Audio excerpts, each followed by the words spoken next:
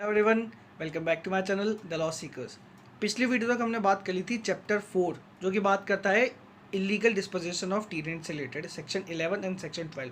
आज से हम शुरू करने वाले हैं चैप्टर 5 जो बात करता है constitution of tribunals, procedure of revision of rent, of eviction, appeals and revisions. ये काफ़ी लेंदी चैप्टर है, इसको आराम से पढ़ेंगे, कोई जल्दी नहीं है हमें।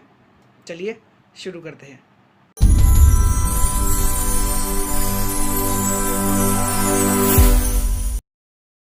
सेक्शन 13 बात करता है कॉन्स्टिट्यूशन ऑफ रेंट ट्रिब्यूनल। अब आप कोई भी बॉडी का कॉन्स्टिट्यूशन देखते हैं तो सबसे पहले आप देखते हैं कि उस बॉडी को कॉन्स्टिट्यूट कौन करता है। तो यहाँ पे याद रखना है कि स्टेट गवर्नमेंट के द्वारा कॉन्स्टिट्यूट किए जाते हैं रेंट ट्रिब्यूनल। कितने भी नंबर हो सकते हैं, कितने भी कर सकते हैं, और कहाँ पे ट्रिब्यूनल बनेंगे वो भी स्टेट गवर्नमेंट डिसाइड करेगी by notification, by official notification. Section 2G के अंदर डेफिनेशन दे रखी है रेंट ट्रिब्यूनल की, ये भी आपको याद रखना है। वहाँ पे इतना सा बताया गया है कि जो ट्रिब्यूनल सेक्शन 13 के द्वारा कॉन्स्टिट्यूट किए जाते हैं उनको ही रेंट ट्रिब्यूनल कहते हैं। अब यहाँ पे आगे बता रखा है कि अगर एक ही एरिया में एक से ज़्यादा रेंट ट्रिब्यूनल अगर कॉन्स्टिट्यूट हो गए हैं तो उनके बीच में अब काम कैसे बटेगा, बिजनेस कैसे बटेगा। तो इसके लिए बताया गया है कि state government by notification decide करेगी कि कौन से ट्रिब्यूनल में कौन सा बिजनेस जाएगा, कौन से ट्रिब्यूनल में कौन सा बिजनेस जाएगा। फिर आगे बताया गया है कि रेंट ट्रिब्यूनल में कितने व्यक्ति होंगे। तो यहाँ पे ये बताया गया है कि रेंट ट्रिब्यूनल के अंदर सिर्फ और सिर्फ एक व्यक्ति होगा और जिसको हम प्रिसाइडिंग ऑफिसर बोलेंगे। उसको अपॉइंट करेगा, उसको अपॉइंट कर जाएगा हाई कोर्ट के द्वारा। अब नेक्स्ट सबसेक्शन के अंदर बताया गया है कि रेंट ट्रिब्यूनल के प्रिसाइडिंग ऑफिसर की क्वालिफिकेशन क्या होगी। तो यहाँ पे ये बताया गया है कि उसको अपॉइंट आप करेंगे तो वो व्यक्ति कम से कम राजस्थान जुडिशियल सर्विसेज का एक मेंबर होना चाहिए, और वो भी सीनियर डिवीजन का। अगर वो सीनियर डिवीजन से कम का है, मतलब जूनियर डिवीजन का, अगर वो राजस्थान जुडिशियल सर्विसेज का मेंबर है तो उसको रेंट ट्रिब्यूनल का प्रिसाइडिंग ऑफिसर अपॉइंट नहीं किया जा सकता। फिर सबसेक्शन 5 के अंदर ये बताया गया है कि एक रेंट ट्रिब्यूनल के प्रिसाइडिंग ऑफिसर को बोला जा सकता है कि आप दूसरी जगह के रेंट ट्रिब्यूनल के प्रिसाइडिंग ऑफिसर की ड्यूटीज़ है वो भी आप संभाल सकते हैं। मतलब दो अलग अलग रेंट ट्रिब्यूनल का एक प्रिसाइडिंग ऑफिसर भी अपॉइंट किया जा सकता है और हाई कोर्ट अपॉइंट करेगी, ये याद रखना है। अब सेक्शन 6 एंड 7 के अंदर हमने देखा था कि रेंट का रिवीजन किया जा सकता है मैक्सिमम 5% पर एनम के हिसाब से, जो हर 10 साल के अंदर एक्यूमुलेट होकर नया 5% से उसका इंक्रीमेंट होगा। अब यहाँ पे बताया गया है कि प्रोसीजर क्या होगा, क्योंकि पार्टीज भी तय कर सकती है और रेंट ट्रिब्यूनल के पास भी जाया जा सकता है। तो यहाँ पे बताया गया कि रेंट ट्रिब्यूनल के पास अगर आप जाएंगे तो रेंट ट्रिब्यूनल क्या प्रोसीजर फॉलो करेगा। सेक्शन 14 इसके बारे में बात करता है। सेक्शन 6 और 7 दोनों के प्रोसीडिंग्स को देखता है ये। अब इसको मैं आप इजीली छोटे तरीके में बता देता हूँ। सेक्शन 14 की जो प्रोसीजर है इसमें बताया गया है कि एप्लीकेंट कौन होगा, कौन पिटीशन फाइल करेगा। तो लैंडलॉर्ड ही रिवीजन कराना चाहेगा, वही बढ़ाना चाहेगा रेंट को, टीनेंट तो चाहेगा नहीं। तो लैंडलॉर्ड पिटीशन फाइल करेगा रेंट ट्रिब्यूनल के सामने। फिर उसके बाद में क्या होगा, और उसको क्या करना होगा, साथ ही साथ में उसको अपने जितने भी एफिडेविट से, जितने भी डॉक्यूमेंट्स हैं उसके सपोर्ट में वो सब पेश करने होंगे। उसके बाद में क्या होगा, रेंट ट्रिब्यूनल जो है वो एक नोटिस देगा, एक फिक्स डेट करेगा कि आप आइए। किसको देगा ये टीनेंट को देगा, और टीनेंट को बोलेगा कि आप आइए, आके आपका जो रिप्लाई है, आपके जितने भी डॉक्यूमेंट्स, आपके जितने भी एफिडेविट्स है वो सबमिट करिए। यहाँ पे ये याद रखना है कि नोटिस की डेट से, जिस दिन नोटिस मिलेगा टीनेंट को, उससे मैक्सिमम 30 डेज तक का टाइम पीरियड ही वो फिक्स कर सकता है, उससे ज़्यादा का नहीं करेगा।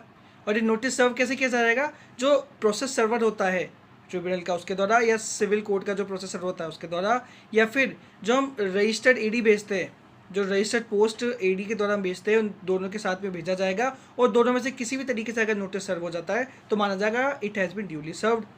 फिर आगे बताया गया है कि टीनेंट है ना, वो अपना जो रिप्लाई देगा, जो डॉक्यूमेंट्स होंगे, जो सर्टिफिकेट्स होंगे, जो एफिडेविट्स होंगे, वो सबकी कॉपी देगा किसको, लैंडलॉर्ड को। और जिस दिन उसको नोटिस मिला उस नोटिस से मैक्सिमम 30 डेज के अंदर अंदर आके वो अपना जितना रिप्लाई, एफिडेविट, डॉक्यूमेंट्स है वो रेंट ट्रिब्यूनल में पेश कर देगा।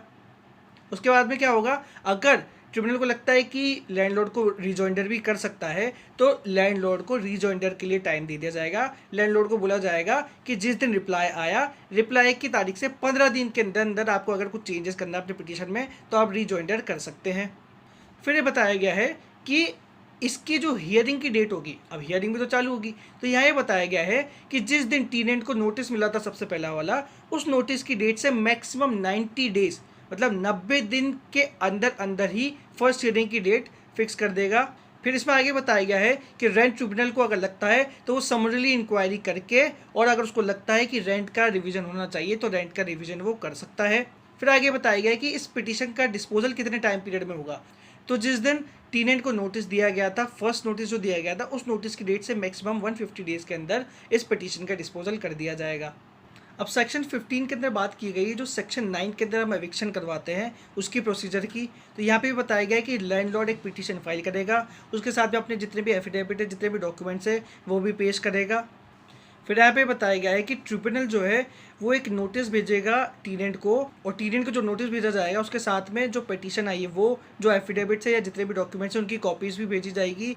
और ये नोटिस सर्व कैसे किया जाएगा, जो प्रोसेस सर्वर होता है ट्रिब्यूनल का उसके द्वारा, या सिविल कोर्ट का जो प्रोसेस सर्वर होता है उसके द्वारा, या फिर जो हम रजिस्टर्ड एडी भेजते हैं, जो रजिस्टर्ड पोस्ट एडी के द्वारा हम भेजते हैं, उन दोनों के साथ में भेजा जाएगा। और दोनों में से किसी भी तरीके से अगर नोटिस सर्व हो जाता है तो माना जाएगा it has been duly served.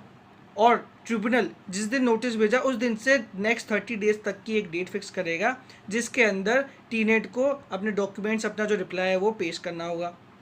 फिर आगे बताया गया है कि रिप्लाई जो पेश करेगा उससे पहले उसको पिटिशनर को अपना जो रिप्लाई है वो और उसके जो डॉक्यूमेंट्स हैं उन सब की कॉपीज़ भी पेश करनी होगी।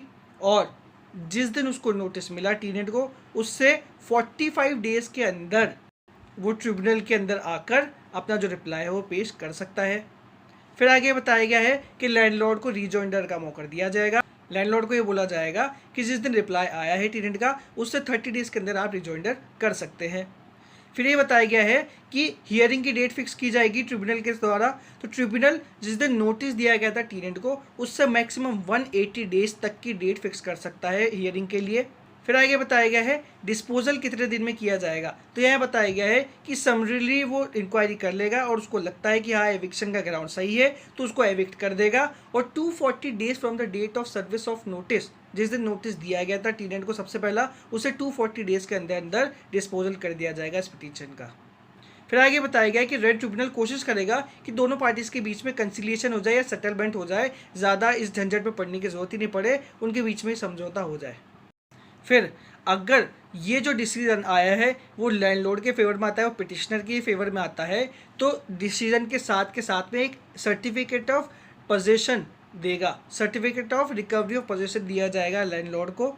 फिर आगे बताया गया है कि सर्टिफिकेट का एग्जीक्यूशन कब कराया जा सकता है। तो इसमें बताया गया है कि अगर रेजिडेंशियल पर्पज़ के लिए वो बिल्डिंग दे रखी थी, रेजिडेंशियल पर्पज़ के लिए आपने प्रीमाइसेस दे रखी थी, तो जिस दिन आपको सर्टिफिकेट इशू किया गया उससे कम से कम 3 महीने के बाद में ही आप उसको एग्जीक्यूट करा पाएंगे। और अगर आपने कमर्शियल पर्पज़ के लिए दे रखी थी तो कम से कम 6 महीने के बाद में ही आप एग्जीक्यूशन करवा पाएंगे।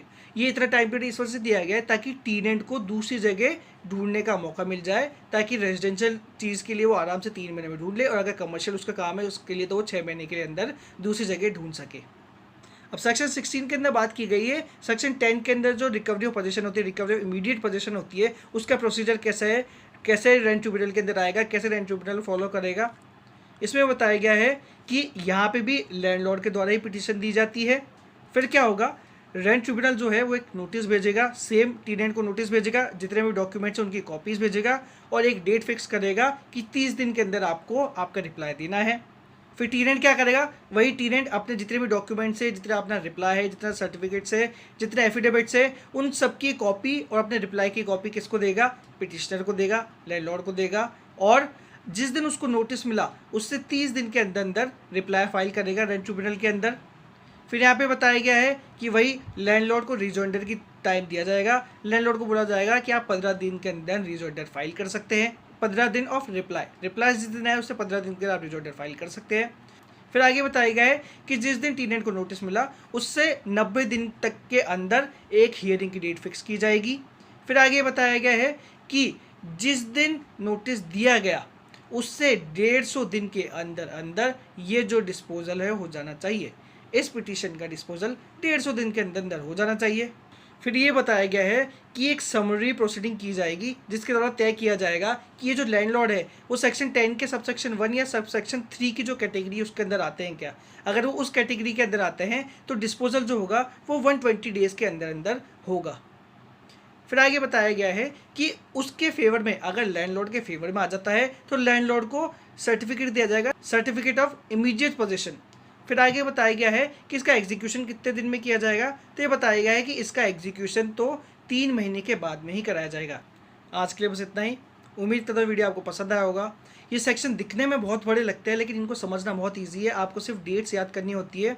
मेरे चैनल को सब्सक्राइब करिए, अपने दोस्तों के साथ मेरे चैनल को ज़रूर शेयर करिए, बेल आइकन को प्रेस करिए ताकि मेरे आने की नोटिफिकेशन सबसे पहले आप तक पहुंच सके। देखते रहिए मेरे चैनल को। जय हिंद, जय भारत।